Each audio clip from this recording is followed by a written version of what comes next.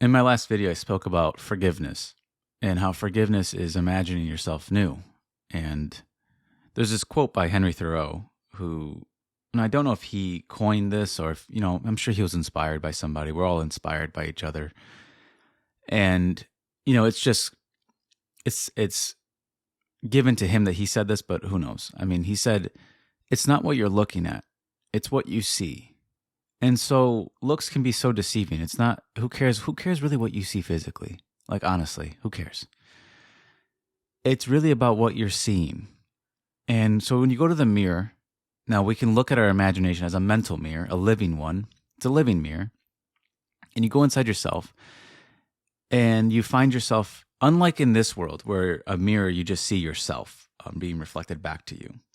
In imagination, it's reflected back to you by the situations, the conversations, the ideas you're thinking. That is what's reflected back to who you are being inside. And so if you are in a state of powerlessness, it will show you that through some type of symbolic reference or some type of event or scenario happening inside of yourself. And so your imagination is also a mirror, mirroring back to you who you are conceiving yourself to be. But you should really ask yourself, what do I see? Neville, in one of his books or in one of his lectures, he says it takes a critical and objective view of oneself. And he goes on to say that Abdullah told him to find self and never shame self, only change self. And that first process to find self, he says, never be ashamed of what you are, just change it. And Neville says you have to take an objective and critical view of yourself. And when you do that, you start to change it. Don't shame it. But that first part, taking an objective view of yourself, can be harsh. It's always going to feel harsh because you're going to discover your reactions to life. And really don't worry so much about the shame aspect of trying to shame yourself for how you've been. Focus on what you are. Focus on what you're conceiving yourself to be. What are you really seeing yourself as? You're allowed to change it. But you can't really know where to go if you don't know what you are right now. Many people focus on the feeling of I wish to be. They don't really focus on what I am. What am I being? God's name is I am. So this creative power is a present tense awareness of being, not necessarily a future tense awareness of being. Who cares what you're going to be? What are you now? That's the question. What are you now? And so when you go to the mirror, later in your day, you're going to look at yourself in the mirror. Who cares what you're physically seeing? Who cares what you're looking at, I should say? It's about what you see. What do you see that person as? Can you really dare to see yourself differently? I don't mean physically. Can you dare to see yourself wiser? Can you dare to see yourself more intelligent, brighter, stronger? Let the weak say, I am strong. So if you're in a state of weakness, can you see yourself as stronger than your weakness right now?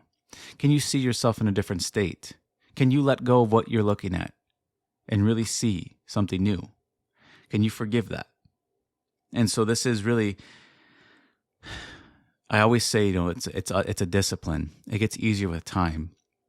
But I try to reframe the discipline to make more sense. So in one of my videos, I said it's about shaping I am, like molding it like a piece of clay. And in this case, the discipline is a discipline of forgiveness. It's the same thing. I'm just trying to frame it differently. It's a forgiveness, or I should say, the amount that you will change your life is based upon your ability to forgive yourself. So the more you can forgive yourself, the more, to that degree, you change your life. So it's really an act of forgiveness. When you see it that way, then it causes you to develop compassion for yourself, true compassion. And compassion isn't just simply feeling sorry for oneself. It's not compassion. Forgiveness isn't just simply saying it's okay. It's an action. It's a change in the mind. It's a change in state. It's a change in who I'm being. That's forgiveness, true forgiveness. So really, forgetfulness and forgiveness are one. So in order for you to move into a new state, into the one you want, that's forgiveness.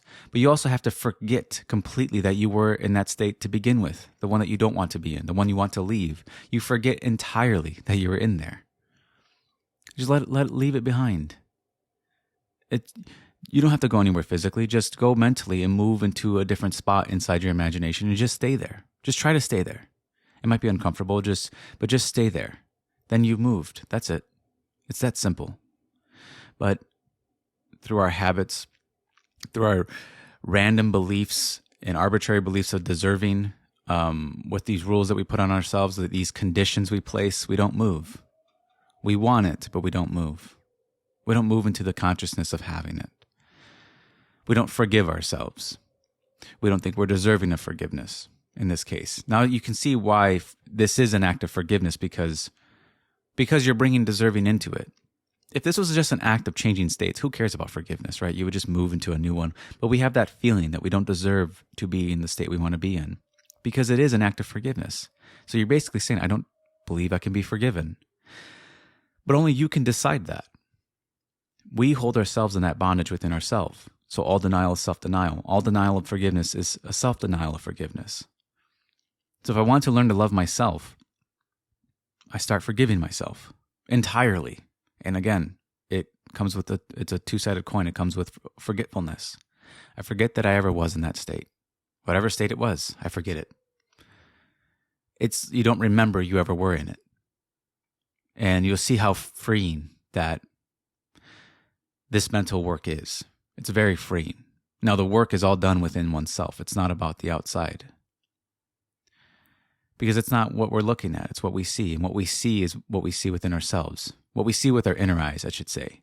So who cares what your physical eyes see? You can look at a tree and, as Blake said, it's just a green thing in the way. But to someone else, it's God's creation. It's something beautiful. It's what we see different things, even though we're looking at the same thing. So try to find a state of consciousness that allows you to see yourself in a more beautiful fashion. And the same way you want to wear nice clothes in this world, try to find nice states to be in. These are just different garments. Different states are just simply clothing that the imagination wears. And you can be whichever state you want to be in. You can play, enjoy yourself in it. You don't have to stay stuck. Just because the world wants you or forces you to be in a certain state of mind you don't want to be in, you don't have to remain there. Although you might think you have to. You can test that. Can I feel free right now? Can I enter the state of freedom? Neville says, I don't wait for an incident to happen in my world. I don't wait for something to happen before I enter into a state. I don't wait for something to externalize. Now, this was something that I made a mistake on. I would wait for things to externalize before I took action. But I had a misunderstanding of what action was. I thought action was what I do with my physical fingers and my physical feet, with my physical lips. I thought that was action. But I actually speak before I even speak with my physical lips. I'm actually talking already. I'm already taking actions within myself. And I'm defining who I am inside. That's what I'm doing all the time. I'm always defining I am. I'm always shaping it and molding it. Maybe I molded it into a unlovely image. I molded this clay into an unlovely way, but I just make it into a new vessel. I don't discard my imagination. I just keep reshaping it. That's the discipline. I keep forgiving it. It's another way of saying it. So I just want to reiterate that the amount by which you change your life is your ability to forgive yourself, is in the ability to forgive yourself. The more you can forgive, the more you can change. And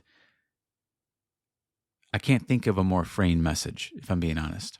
Now, I would say the promise is probably more freeing because it speaks about being redeemed from this world of death.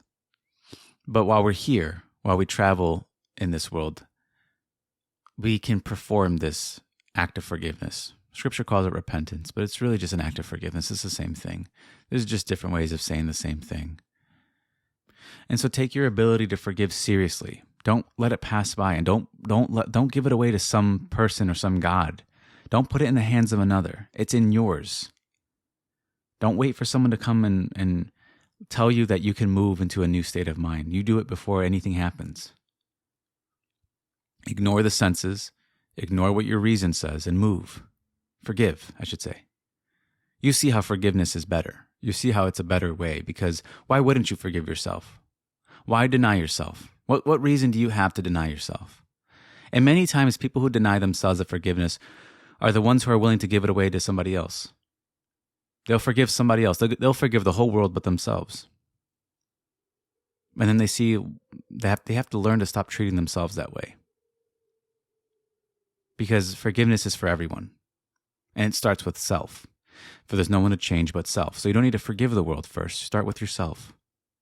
And I would argue that if you are trying to forgive the world before you forgive yourself, you're not forgiving it at all.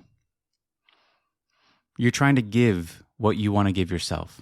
You're trying to give away what you want to give yourself. So don't externalize the forgiveness. Just start within, keep the forgiveness within, and start to forgive yourself all on the inside. And so I'm going to end that one here. So I made this video a few days ago, so this is me coming in now, because I just wanted to announce that the paperback, people have been asking for the paperback of my book, and it's finally been done. It's been finished, and it's available for purchase. Again, it's in the description there. And I also do one-on-ones and do live talking. And if you want to join for that, just go to the description. It's all there. But yeah, I'm also working on the Audible version of the book as well. But the paperback is out. And if you have wanted a physical copy, I know I prefer physical copies as well. I know people have wanted that. It is there. And again, I thank you guys for the support and thank you guys for listening.